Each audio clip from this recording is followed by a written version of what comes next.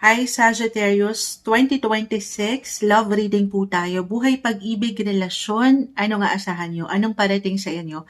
Kuha tayo ng ilang guidance, advice, messages. Para sa mga Sagittarius po, energy check tayo. 2026, love message, guidance po para sa mga taong maaaring makapakinig nito.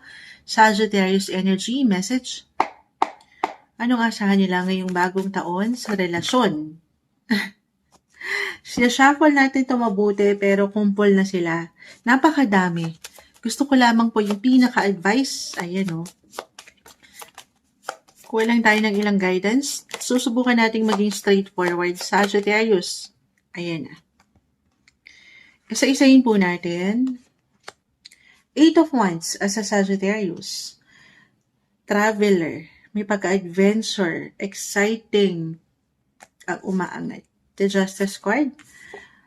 Para sa ilan po na bago lamang makapakinig kay Moonchild, kung nakakakita kayo ng ilang baliktad or reverse na baraha, hindi po ibig sabihin nito ay hindi na agad okay.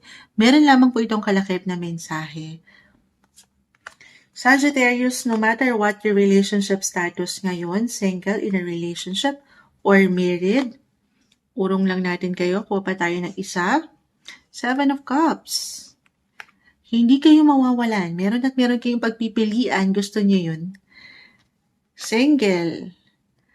Merong options. Merong choices. Magaganda na potential. Positive possibilities, opportunities ang parating sa inyo. Why not? Yung pagiging charming nyo. Yung inyong charm. Maring dumami ang inyong mga admirers. Yes po. The energy, the emperor ay narito. Andito yung opportunity. Kung ito lamang ay pahihintulutan nyo guys ha. Of course dito iba-iba po tayo ng atake sa proseso ng healing, the 3 of Swords. For some na nandito sa recovery stage. Ayan, but dito parang ready na eh. Or maging ready. Baka ito yung pinaka-advice. Manifestation card, the Page of Pentacles, opportunity po ito, kahit pa naka-reverse, paniwalaan nyo lang. Na lalo pa sa ilan ha, tayo po ay general reading, just only take what resonate, na merong ilang pinagdaanan sa relasyon na parang hindi nyo pa rin natatanggap or matanggap-tanggap yung tamang justice sa pag-ibig. Unti-unti.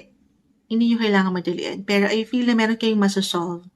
May resolution, at dito mas mabubuksan yung opportunity, yung pinto ng opportunity para sa mas merong hustisya na pag-ibig. Meron ba? Hindi po isang legal advisor si Moonchild, pero medyo nag-highlight dito ang ilang sitwasyon, lalo kung meron kayo pinaglalaban sa batas. Guidance lamang po ito ha. Sobrang mag-a-apply ito actually astrologically since mag-highlight ang inyong mga 9th house this new year, yes. 9th house po pumapasok, anything connected, legal matters, government. Kung meron kayong inilalaban talaga, pinapaangat na hustisya. Okay, yung ilang laban, na tanging kayo lang nakakaalam kahit ganun lang. Again, recovery, solusyon, resolution, may pag-aayos, may pag-resolba. Kasi umaangat din po yung power nyo, yung energy na maayos ito. Okay, so I feel kaya siguro parang meron kayong nami-miss na chance sa love, no matter what your relationship status ha. Kasi meron kayong ilang laban sa buhay. Or meron talaga kayong napapaangat dyan na kailangan mo, napakiramdam nyo, unahin muna yun. Trabaho, why not? Or ilang priorities, pagiging practical. So dito, Sagittarius, tanungin din ang sarili. Kasi meron akong gandang nakikita, ang dami. Marami kayong pagpipilian.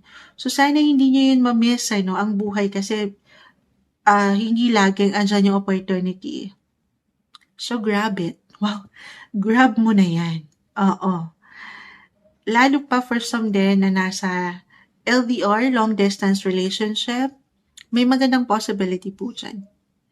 May ilang admirers akong nakikita, single.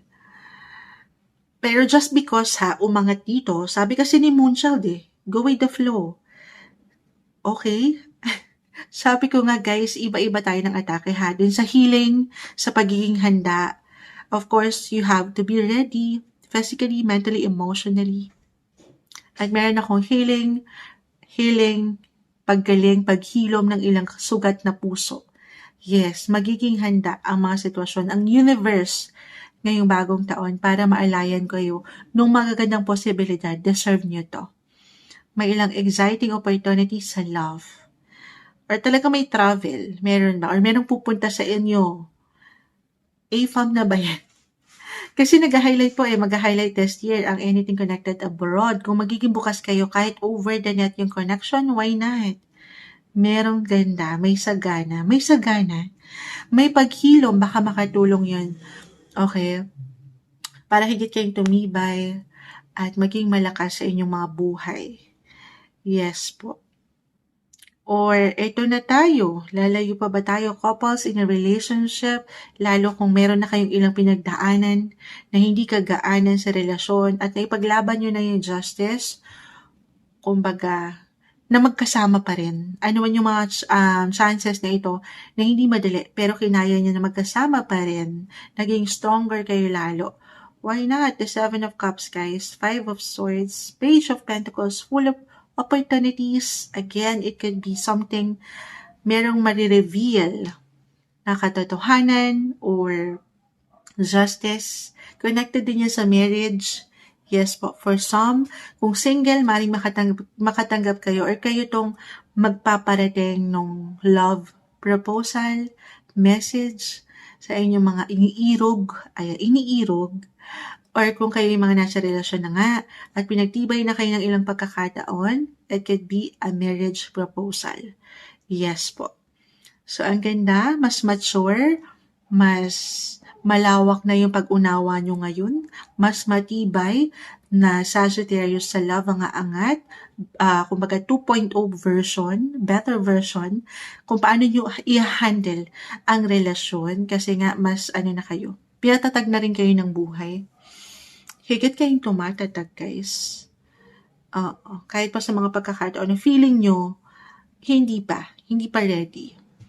Yes po, ito ay isang proseso. Wala namang overnight success. For some, maaring nadidelay. May ilang delays lang. Pagkatiwalaan yan, trust the process, patuloy din na tiwala sa inyong mga sarili. Okay? Be confident, be optimistic lang po sa inyong mga buhay love life.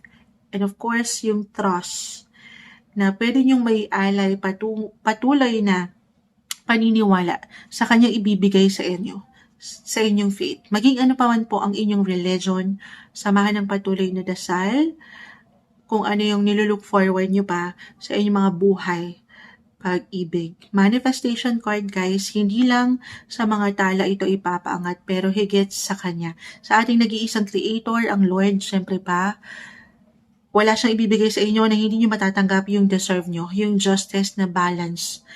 Okay, na hindi makabubuti sa inyo. So, patuloy nyo pa yung paangatin sa Kanya. Ito yung umaangat na guidance, advice, messages, 2026 buhay, pag-ibig, relasyon para sa inyo. Bagong taon, Sagittarius.